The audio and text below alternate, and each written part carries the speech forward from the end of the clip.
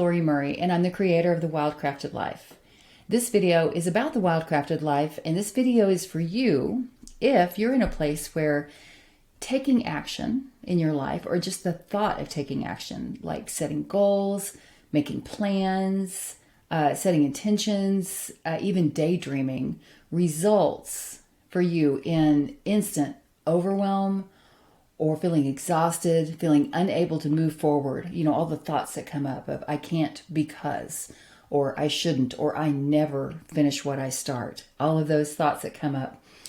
If it keeps you feeling stuck, this video is for you. And yes, I do have notes over here, or this video will be 1 hour of me going off on tangents, because that's how I roll. So if you are feeling this way, if you're feeling stuck, tired, overwhelmed, if you're feeling like you just can't move forward, like life's never going to change, and you've kind of lost that feeling of magic, it's because your authentic self is calling you.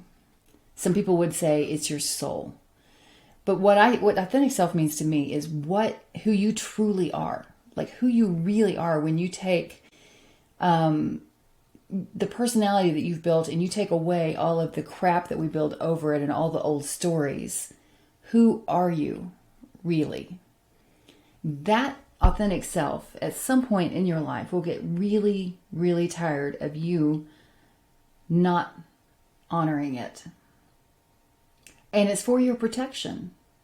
Your true self does not want you to live in emotional pain. Your true self does not want you to be miserable or to be stuck. So it's going to make things a little bit tricky for you, and maybe get you a little stuck so that you can find out how to get unstuck.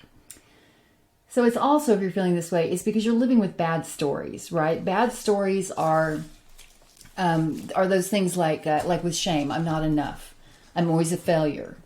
I don't get money. Other people get money. I don't get money. I'm not pretty enough. I'm not smart enough. I'm not capable enough. I'm not good at business. I'm not good at music. You know, all of these stories that we tell ourselves.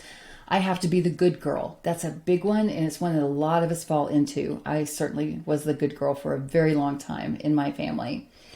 It also means that you don't quite have an understanding of your values, right? So values act as a North Star, and they're different from morals in that they're inherent to who you are. And so, for example, you know, my values a couple of mine are kindness. Kindness is extremely important to me, not only kindness to myself, but kindness to other people. And I think that kindness in the world matters. Another one is play. Play is one of my favorite values. But these values act as a guidance, a guiding star for us to make decisions and to know what to do next. And they align with our intuition.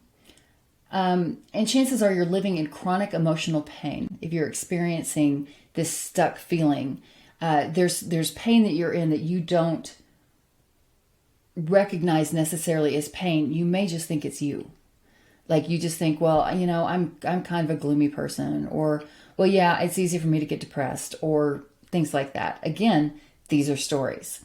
So what you feel when you get in this stuck place, and I'm sure you understand this, and I understand it because I've certainly spent most of my life in a stuck place. Confusion, overwhelm, anxiety, depression, fear, anger, guilt, shame. You may become hypervigilant. You may become hypersensitive. Chances are you're already a sensitive person. I was that kid, you know, who was always told I was too sensitive and to quit crying and things like that.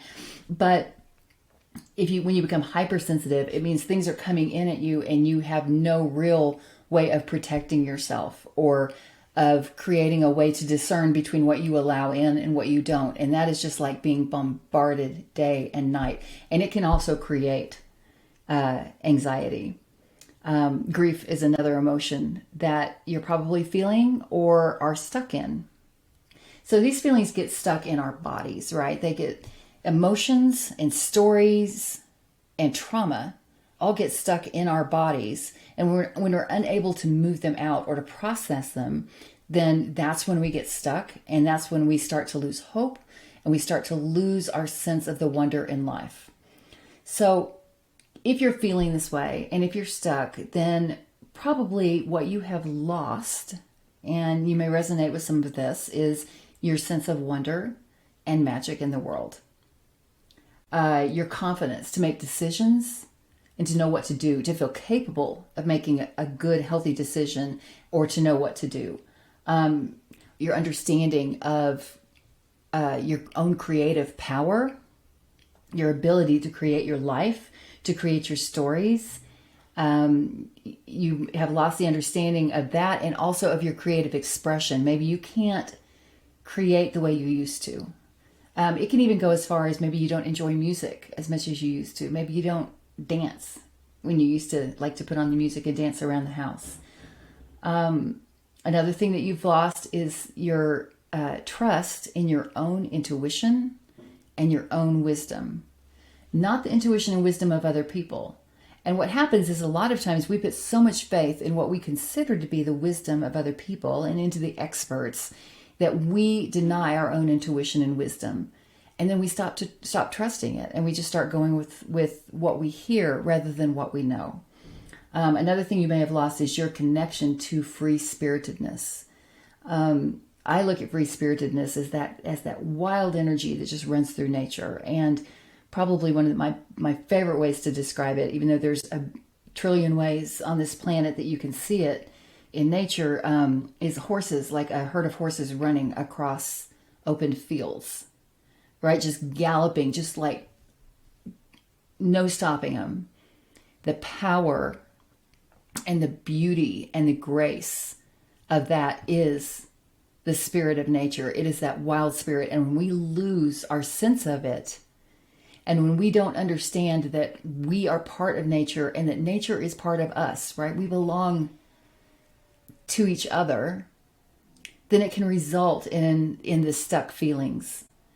And another thing is your sense of value and purpose. So if you've lost your sense of value and purpose, it's not really about like your purpose is, what are you going to do with your life? What are you going to do for work? What are you supposed to do on this earth?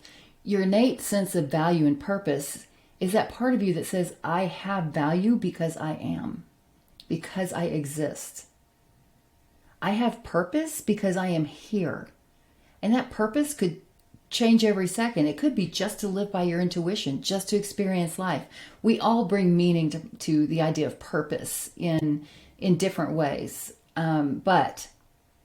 But we have an innate sense of it. And a lot of times we lose that before we even understand that we have it.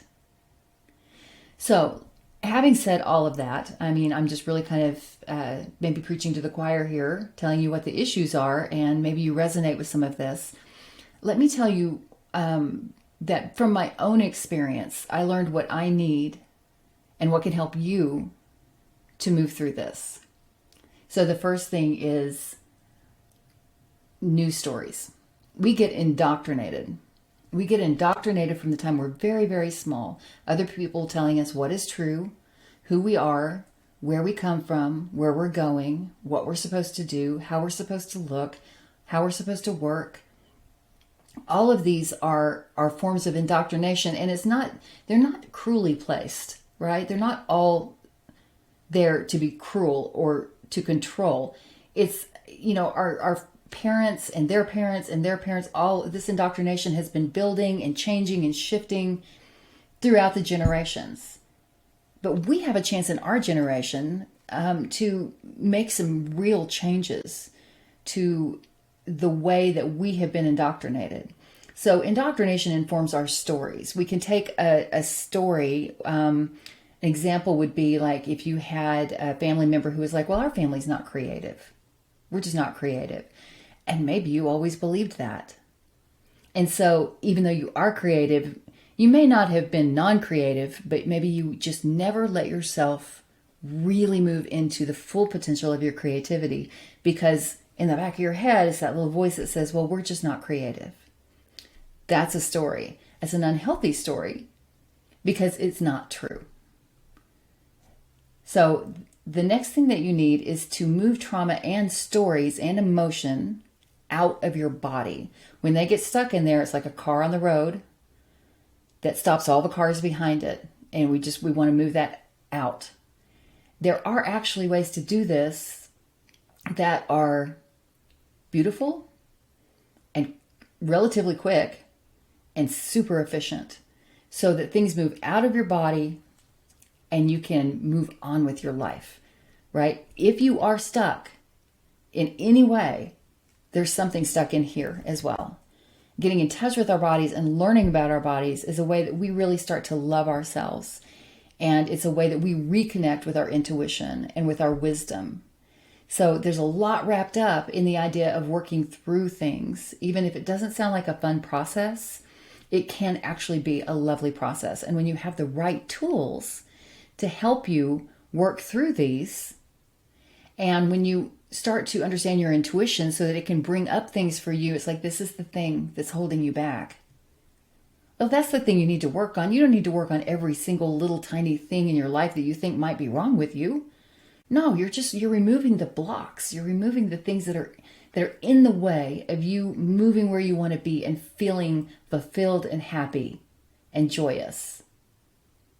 And the last thing that we need is to reconstruct our internal stories. And that is the idea of, we move the old stories out, we move the new stories in, but you get to create those stories. You get to make those stories what you want them to be. And it changes everything to take new perspectives on who you are. And that's really what I'm here to do. And that's what why I created the WildCrafted Life.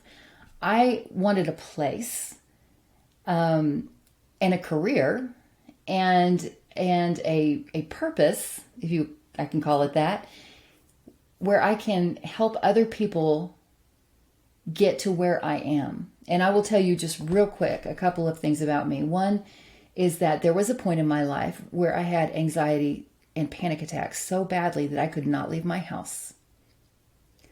And I lived for a very, very long time with emotional pain, a chronic emotional pain. Not feelings, right? The stuff that's stuck, the feelings that are stuck, not just the feelings that we, kind of move through us and happen on a day-to-day basis, but the old stuff, the stuff that had trauma. I had that. And I was able to learn some tools, and I was able to learn how to kind of internally reconcile myself so that I can now live in a way that I don't have to play the victim. And I know that no matter what happens externally, I'm okay in here. No matter what happens externally, no matter what happens with the government, no matter what happens with money, no matter what happens with where I live, no matter what happens with who I'm around, I am me. I am authentic and I am whole. And when you have that kind of power, that kind of understanding of personal power, then you can move through this life with a lot less fear and a lot more grace and a lot more joy. So I always kind of take this process and compare it to the idea of losing weight.